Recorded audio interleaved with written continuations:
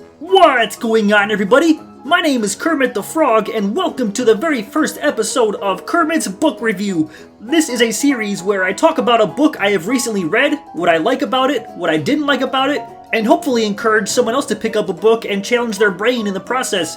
So without any further ado, let's get right into today's episode. Today we're going to be reviewing The Quiet Dawn, the untold story of Russell Bufalino, written by Matt Birkbeck. So, I am a true crime fanatic, and after watching The Irishman on Netflix, I became obsessed with Russell and I had to learn more about him. So I drove to my local bookstore, picked myself up a copy, and began reading the book and finished it within a week. I would have finished it a little sooner, however, I ran into a couple of problems. The first one being that half of the book isn't even about Bufalino, but rather his counterpart, Louis de Naples. While de Naples is important to the story, I certainly don't feel like it should have taken up half of the book. His relation to Bufalino could have been summed up in a single chapter rather than dragging on into endless word vomit. Now, the second problem I had with this book was the constant swapping back and forth between the past and the present. It was confusing to read about Bufalino's life just for the next section to jump into modern day corruption in northeast Pennsylvania. Because of that, the subject matter for this book begins to feel very repetitive and out of place at times.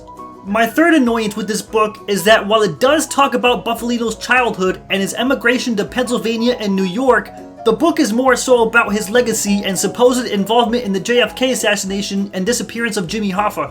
The problem with that is that this was already covered in Charles Brandt's book titled I Heard You Paint Houses back in 2004. There isn't really any new information about Russell Bufalino himself found in this book, which the author even admits toward the end.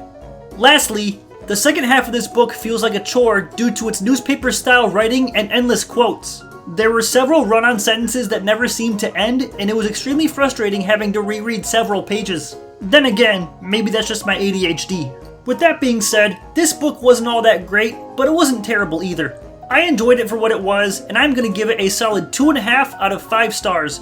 Thank you guys so much for watching, and I'll see you in the next episode. Much love.